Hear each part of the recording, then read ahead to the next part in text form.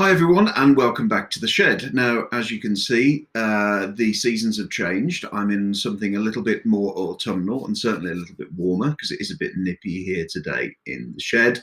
And I wanted to give everyone just a little bit of an update really, because there's been a few learnings over the last few weeks and I've been incredibly busy at work, so I've not managed to keep up to date with some of the questions and feedback on the channel.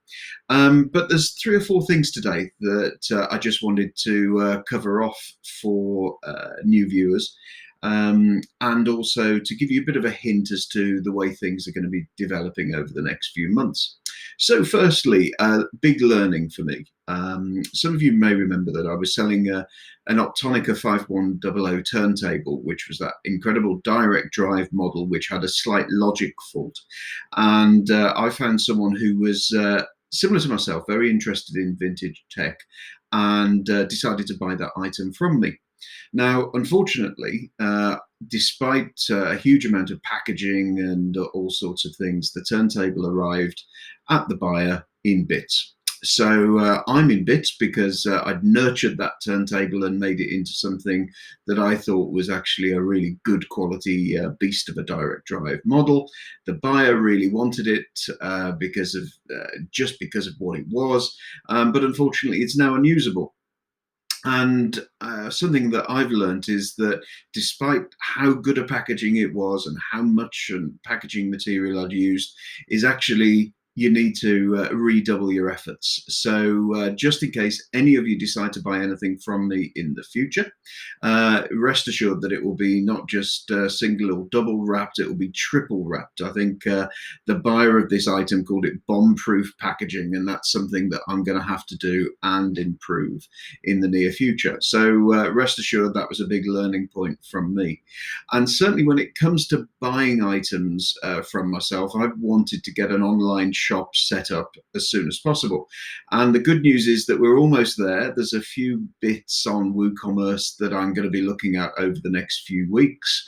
And the purpose of the website is to try and bring you a number of curated items. So items that I've bought elsewhere that I've taken to an engineer and got serviced, or have renovated and refurbished myself. Those items, the ones that I don't keep anyway, will then be listed on that website rather than on eBay. And it's not as though I have anything against eBay, because I don't. It's a great resource, as is Facebook Marketplace and Shpock and all these other channels. But I wanted to try and create a page all for the vintage hi-fi guy, where I can put AV equipment of all ages, styles and types on there, and hopefully then that the audience that we build on YouTube and Twitter and Facebook and the like, they can go to the website to see which items that I have for sale. And what I don't want to do is create this channel to be a selling website, because that's YouTube to be a selling page, because that's not what I want. What I want to do is to try and find those really nice articles that we can refurbish and we can get going again, and then I can describe them on here and then put them for sale onto the YouTube channel. So that's something that hopefully will be coming in the next few weeks, and certainly by Christmas. So big learning about deliveries, learning how to build a really simple WooCommerce website as well, at the same time as juggling a million balls trying to keep my small business afloat also. So what else has been going on? Well, you might remember that I bought the portable TCDA DAT portable unit a wee while ago now, and that is proving to be just amazing. It is a truly, truly lovely unit. I've got it connected to an amplifier at the moment, so I'm thoroughly testing that. I don't think I'll be selling it, because it's given me the possibility of playing back lots of DAT tapes that I've had for many, many years. So therefore, I think I'll be keeping that. Secondly, I also bought an open reel deck. Now, not a Revox, not a high-end Pioneer model, but a 1970s Akai model. Now, I bought this unit completely open-mindedly that, you know, it's a 50-year-old piece of kit. And it was very fortunate to be working. Unfortunately, when I tested it, there's a huge amount of hum and residual noise on there. So it looks as though that item I'll most likely be selling for parts or spares, but not until I've taken a very close look at what may be going on the inside and thoroughly testing inputs and outputs.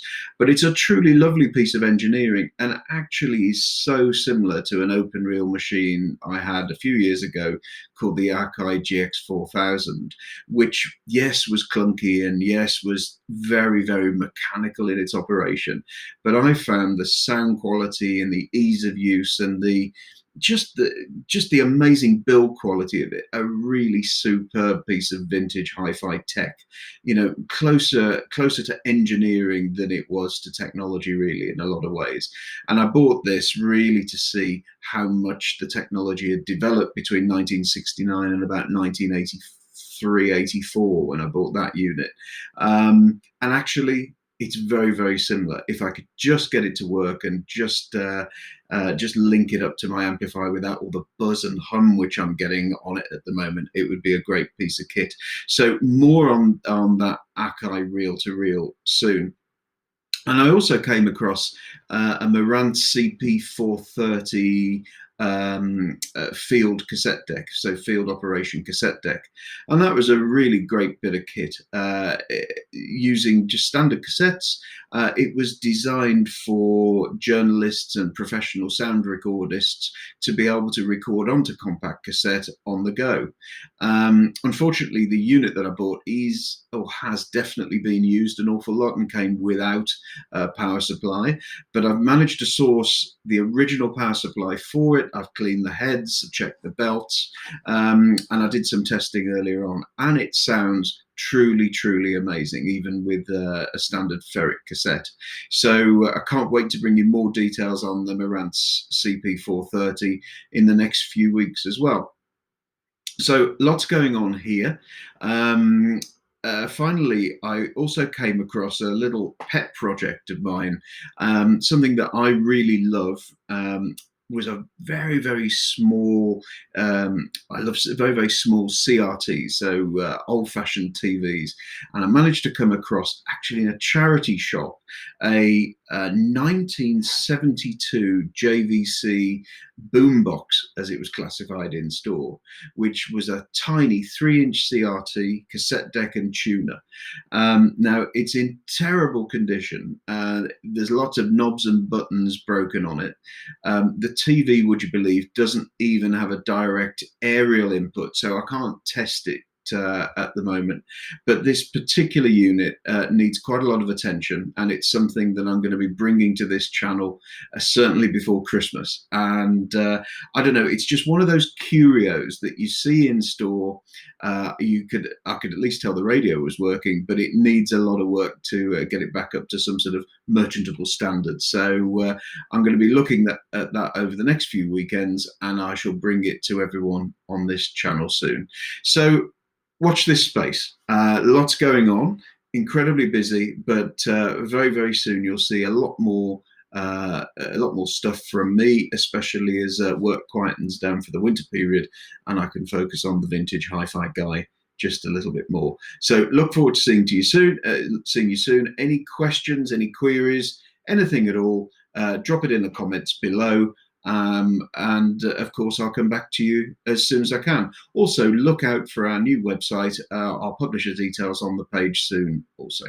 So take care, stay safe, and see you in the next couple of weeks. Cheers, bye.